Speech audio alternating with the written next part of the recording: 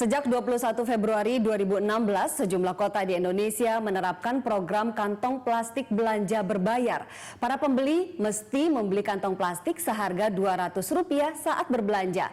Namun jurus yang digagas Kementerian Lingkungan Hidup dan Kehutanan demi kelestarian lingkungan ini seperti membentur tembok. Setelah lebih dari seminggu program kantong plastik berbayar diuji coba di 22 kabupaten dan kota, perilaku publik belum berubah. Di sejumlah tempat, publik tetap membeli kantong plastik untuk membawa belanjaan dibanding membawa kantong belanja sendiri. Salah satu penyebabnya harga kantong plastik amat murah, hanya Rp200. Bagaimana dengan bagian dunia lainnya? Di Wales, Inggris, kantong plastik berbayar sudah diterapkan sejak tahun 2011. Harganya 5 pence atau setara Rp1.273 per kantong. Kebijakan ini meluas di Inggris hingga Oktober 2015. Di Kanada, supermarket Walmart memberlakukan kantong plastik berbayar seharga 5 sen atau Rp670. Program ini dimulai 9 Februari lalu. Kemana uang penjualan kantong plastik mengalir?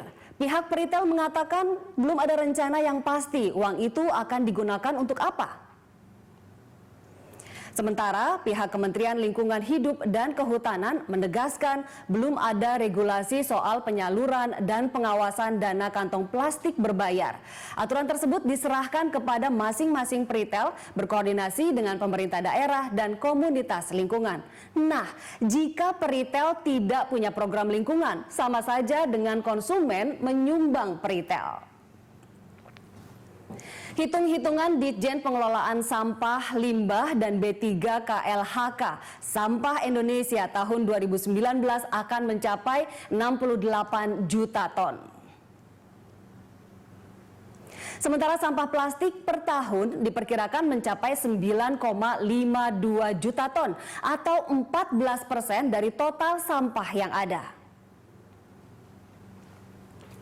Tidak dapat dibayangkan berapa pulau yang tertutupi sampah jika sampah plastik ditumpahkan ke lautan. Dan Indonesia tercatat sebagai negara terbesar kedua di dunia yang membuang sampah plastik ke lautan.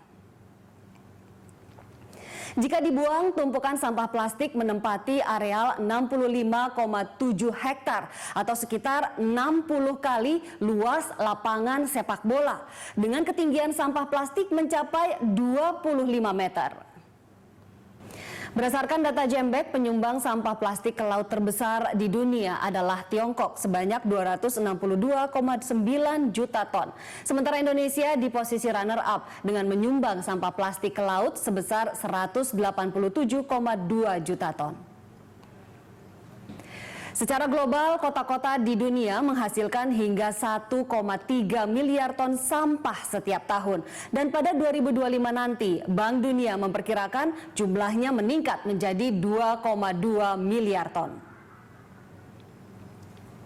Mengapa sampah bisa begitu menumpuk? Manajemen sampah yang buruk, terutama di negara-negara berkembang, menjadi salah satu pemicunya. Di Indonesia, angka daur ulang sampah termasuk rendah, di bawah 50%. Lalu kesadaran membuang sampah pada tempatnya juga memprihatinkan.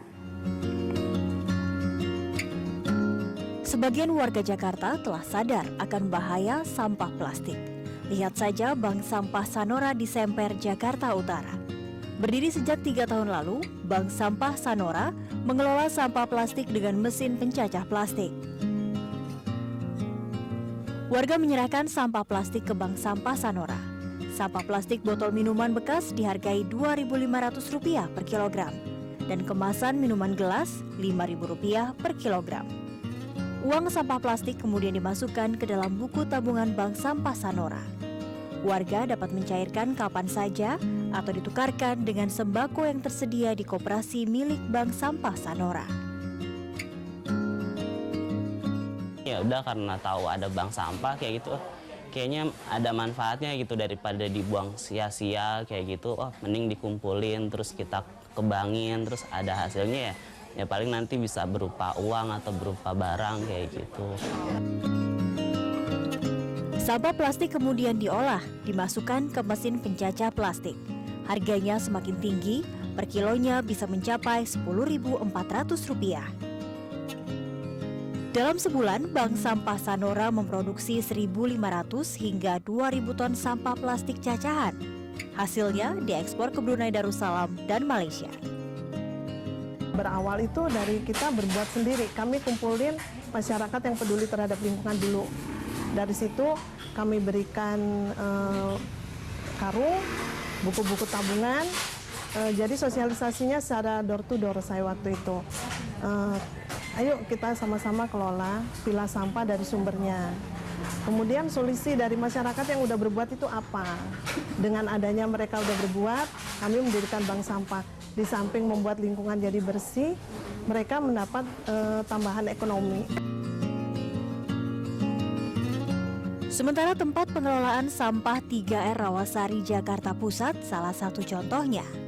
Berdiri sejak 15 tahun lalu, TPS Rawasari jadi pusat riset pengelolaan sampah Badan Pengkajian dan Penerapan Teknologi BPPT. TPS Rawasari dibidani oleh Sri Bebasari. Sri menyebut TPS ini sebagai TPS Bintang 5. Lewat tangan dingin Sri, TPS Rawasari tetap beroperasi meski tidak lagi mendapat suntikan dana dari BPPT maupun Pemda DKI Jakarta. Mantan Asisten Direktur Teknologi Lingkungan BPPT ini sudah 35 tahun berkecimpung di dunia sampah.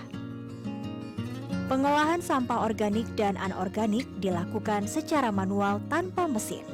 Meski pembuatan kompos sampai 7 minggu, namun tidak berbau. Kompos dijual seharga Rp21.000 per 30 kg. Kita menerima sampah dari warga, itu kira-kira 4-9 gerobak, 2-4 ton. Kemudian di sini kita bisa pilah. Kita bisa pilah, yang bisa dijual kita kumpulkan. Terus yang bisa dikompos kita langsung ke proses kompos. Kemudian sisanya tadi, yang residu, yang baru dikirim ke TPS yang konvensional, kemudian ke Bantar Gebang. Sri Bebasari yang menerima hadiah Kalpataru tahun 2015 kategori pengelolaan sampah dari Presiden Jokowi, menilai pentingnya pengelolaan sampah ditangani secara komprehensif. Sampai di sini Fakta Data, saya Ani Rahmi pamit, sampai jumpa.